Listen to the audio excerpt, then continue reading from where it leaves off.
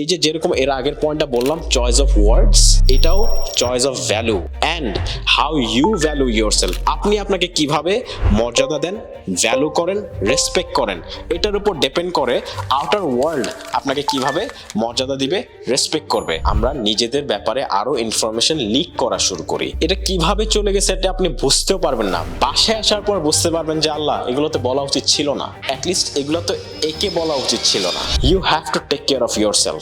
আপনি ঠিক তো দুনিয়া ঠিক, আপনি ঠিক তো আপনি সিচুয়েশন ঠিক করতে পারবেন। কারণ কেউই কখনো নিজেকে দোষ দিতে চায় না, স্পেশালি আমাদের বাংলাদেশে কেউ কখনো নিজেকে দোষ দিতে চায় না। সবার আগে এসে আরেকজনকে দোষ দিবে আর এসে আপনাকে দোষ দিবে, কারণ আপনি তাকে নিজে থেকে যে অ্যাডভাইস দিলেন। যে কোনো সিচুয়েশনেই যাই হোক না কেন কখনো রাগা যাবে না, সবসময় মাথা ঠান্ডা রেখে কথা বলতে হবে। মানে যার জন্য আপনি রেগে আছেন সে আপনার ব্রেইনকে কন্ট্রোল করতেছে।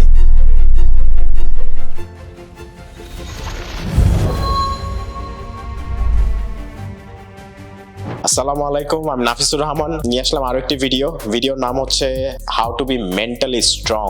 How to be mentally strong. পৃথিবীর যে কোনো প্রান্ত থেকে যেই দেখছেন না কেন সবাইকে আমার সালাম, শ্রদ্ধা আর রেসপেক্ট অ্যান্ড লাভ।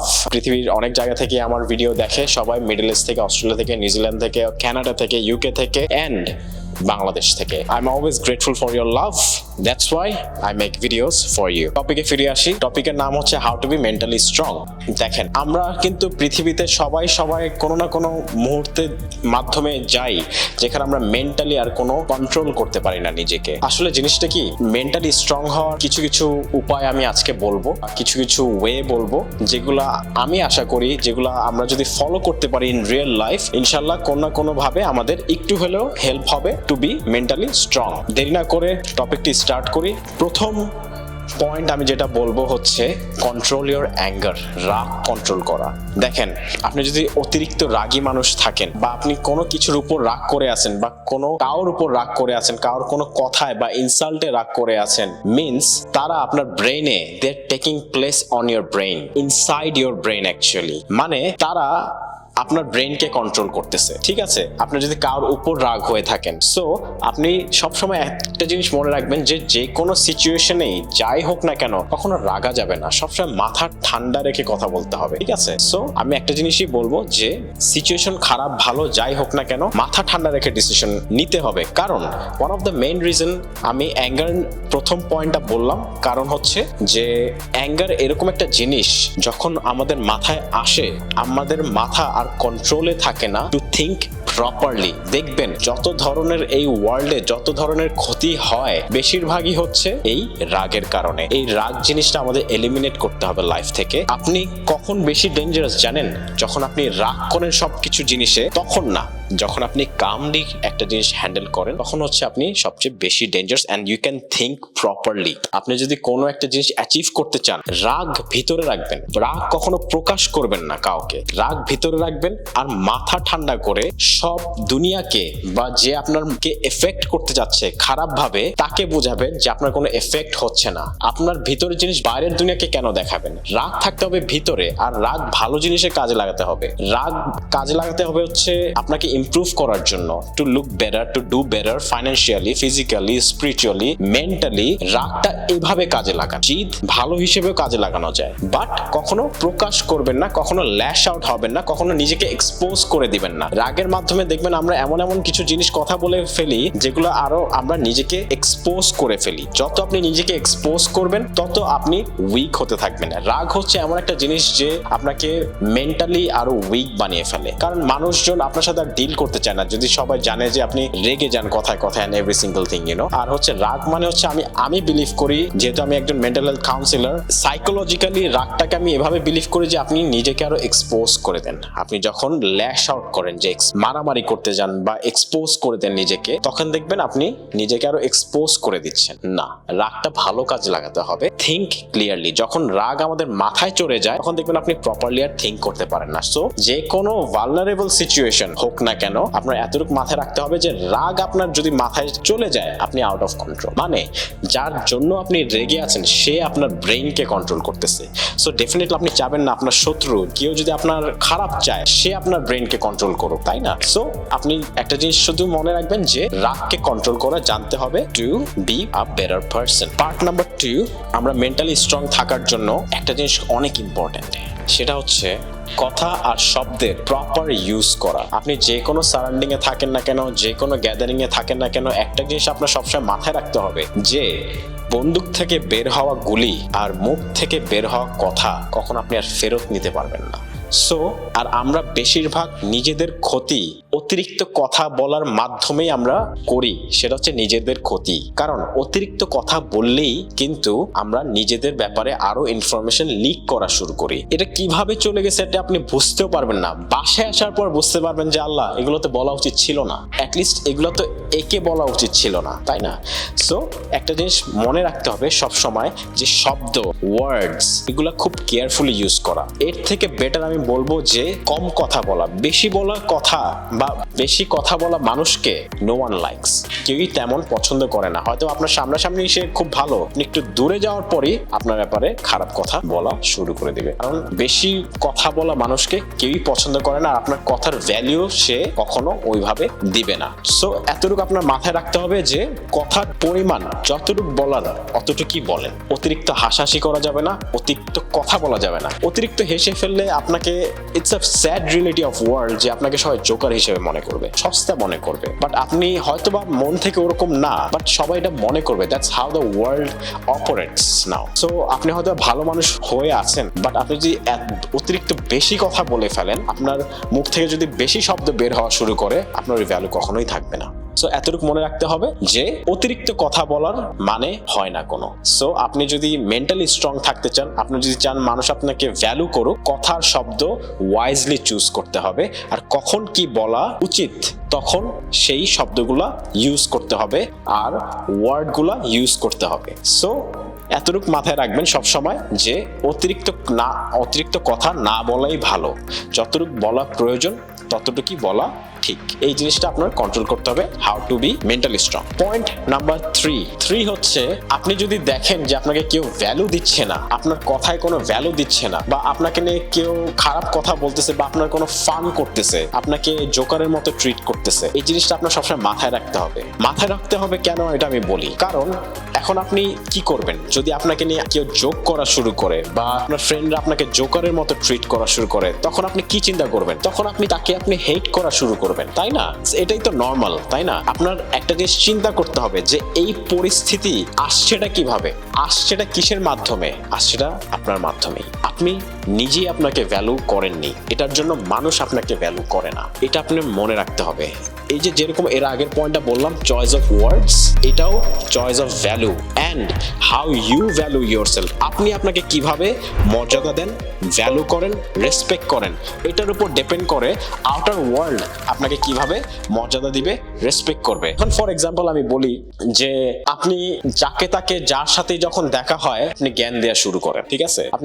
আপনি জ্ঞানী মানুষ, ডেফিনেটলি আপনার জ্ঞানগুলো হয়তো কাজে লাগবে, বা আপনি ভালো ইন্টেনশন অনুযায়ী তাদেরকে আপনি জ্ঞান দেওয়া শুরু করেন। বাট আপনি যদি এরকম ফ্রিতে জ্ঞান বাড়তে থাকেন, আপনার কথার কখনোই কোনো ধরনের ভ্যালু থাকবে না। আপনাকে কেউ গুরুত্বই দিবেন, একটা সময় এসে পড়বে। কখনো কাউকে ফ্রি অ্যাডভাইস দিবেন না, কখনো না, আনলেস সে নিজে থেকে আসে আর আপনাকে জিজ্ঞেস করে যে আচ্ছা ভাই এটা হয়েছে, কি করলে বেটার হয়। তখন আপনি তাকে বলবেন যে আমি অ্যাডভাইস দিতে পারবো না, আমি তোমাকে সাজেস্ট করতে পারবো, বাকিটা তোমার ইচ্ছা। কারণ অ্যাডভাইস দিতে গেলে যেটা হবে, যদি ওই অ্যাডভাইসটা তার না হয় বা কাজের মাধ্যমে যদি কাজটা কোনোভাবে ফেইলড হয়, আপনাকে সবার আগে সে এসে দোষ দিবে যে তুমি তো বলছিলা, তোমার কারণে তো এটা হয়েছে। Don't do it. কখনো ফ্রি অ্যাডভাইস দিবেন না। কেউ যদি নিজে থেকে আসে আপনার কাছে তখন ইটস ওকে, কিন্তু অবশ্যই বলে দিবেন একটা কোম্পানির টার্মস এন্ড কন্ডিশনের মতো বা এগ্রিমেন্টের মতো, অবশ্যই তাকে এতটুকু একটা লাইন বলে দিবেন যে আমি তোমাকে অ্যাডভাইস দিতে পারবো না,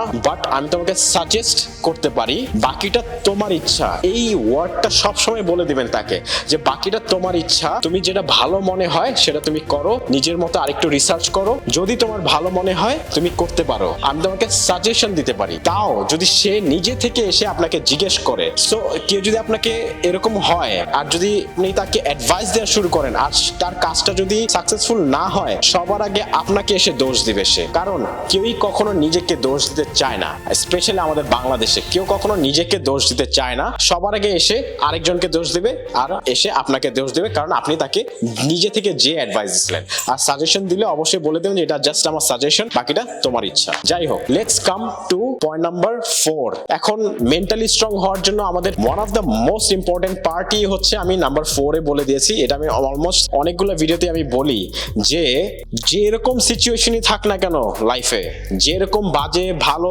খারাপ হোক ভালো হোক, যে কোনো ধরনের সিচুয়েশন হোক না কেন, you have to make sure one thing, আপনার খারাপ দেখানো যাবে না। আপনার ফিজিক্যালি ফিট থাকতে হবে, জিমে না যেতে পারলেও প্রতিদিন হাঁটেন, দৌড়ান, whatever you can, physical activity, আপনি খেলাধুলা করেন, এনিথিং, আপনি যে কোনো বয়সেরই হন না কেন। বয়স বাড়া মানে তা না যে আপনি মারা যাচ্ছেন, তাই না? আল্লাহ আপনাকে একটা সুন্দর শরীর গিফট করেছে, টেক কেয়ার অফ ইট, এটা টেক কেয়ার করেন, ভালো দেখেন, ফ্রেশ লাগেন, প্রেজেন্টেবল লাগতে হবে।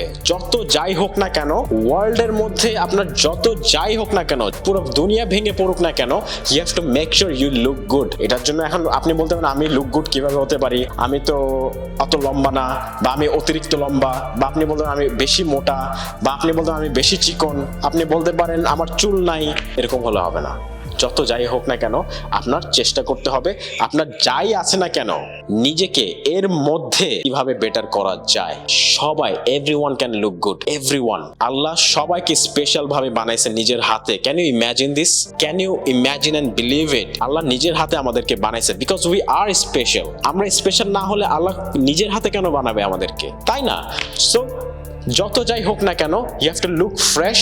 যদি আপনার দাড়িও থাকে, make sure it's trimmed nicely, আপনার হেয়ার কাট ভালো থাকতে হবে। সবার আগে নিজের প্রতি খেয়াল রাখেন। সো এতটুকু আমাদের মাথায় রাখতে হবে, যত যাই হোক না কেন, we have to look fresh and presentable, so that আমাদের ভিতরে কি আছে না আছে এটা পুরো দুনিয়ার জানার দরকার নাই, আমাদের জানলেই হবে।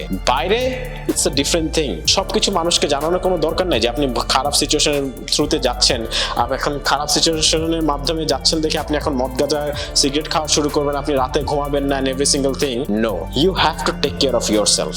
আপনি ঠিক তো দুনিয়া ঠিক, আপনি ঠিক তো আপনি সিচুয়েশন ঠিক করতে পারবেন। সো মেন্টালি ভাঙা যাবে না, আর মেন্টালি না ভাঙার জন্য আপনার নিজেকে প্রেজেন্টেবল দেখাতে হবে। আপনি সকালে ঘুম থেকে উঠে আপনার যখন আয়নায় তাকাবেন, আপনার নিজেকে ভালো দেখাতে হবে। আপনার অ্যাটলিস্ট একটা কোনো একটা জিনিসে আপনার সন্তুষ্ট থাকতে হবে যে I look good, I am ready to conquer the world, I am ready to face the challenges of the world, let's do it. So that's what I always say.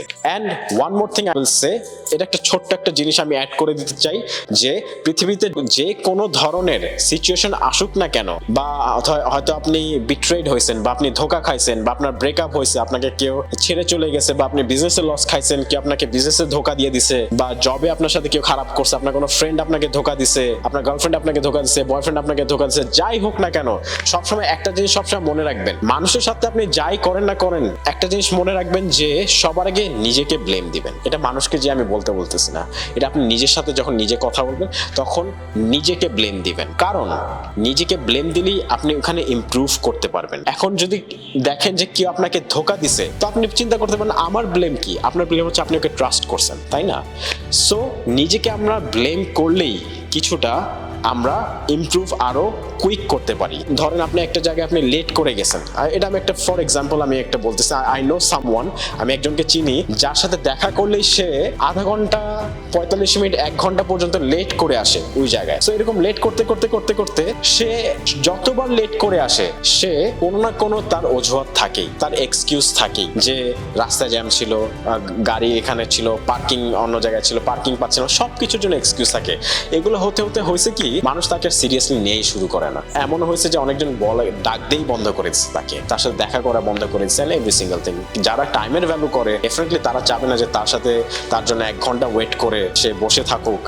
আর অন্য মানুষটাও যদি আপনাকে রেসপেক্ট করে, সেও সময় মতো আসবে। আপনার সময়কে যদি সে রেসপেক্ট করে, সেও সময় মতোই আসবে, ঠিক আছে? সো যাই হোক না কেন, এতটুকু মনে রাখতে হবে যে আপনি যদি কোনো কিছু করতে থাকেন, এটা আপনার মাথায় থাকতে হবে যে আচ্ছা, আমি এই জিনিসটা ভুল করতেছি, এই জিনিসটা আমার ইমপ্রুভ করা দরকার, আমি এখানে লেট পৌঁছাচ্ছি সব সময়, জিনিসটা আমার ইমপ্রুভ করা দরকার, আমি প্রোক্রাস্টিনেশন করতেছি, আমি সময় নষ্ট করতেছি, এই জিনিসটা আমার ইমপ্রুভ করা দরকার। যবে থেকে এটা আমরা রিয়ালাইজ করা শুরু করব যে ভুলটা হয়তো বা আমাদেরই, কারণ সবকিছু এরকম হচ্ছে কেন, কিছুটা ভুল হয়তো বা আমারই, এই জিনিসটা আপনি যবে ফাইন্ড আউট করতে পারবেন অবশ্যই তো আপনি ইমপ্রুভ করতে পারবেন ওই সেম জিনিসটা, তাই না? তার জন্য নিজেকে কিছুটা ব্লেম করতে হবে, ব্লেম করে ওই জিনিসগুলো ইমপ্রুভ করতে হবে। বিকজ আমরা যদি আমাদের ল্যাকিংসই না জানি আমরা ইমপ্রুভটা কি করব? কারণ আমরা তো কেউই পারফেক্ট না, নো ওয়ান ইজ পারফেক্ট, এই ওয়ার্ল্ডে কেউই পারফেক্ট না, সবারই কিছু না কিছু ল্যাকিংস আছে, ওই ল্যাকিংস গুলো পিক করে উই ক্যান ইমপ্রুভ ইট, তাই না?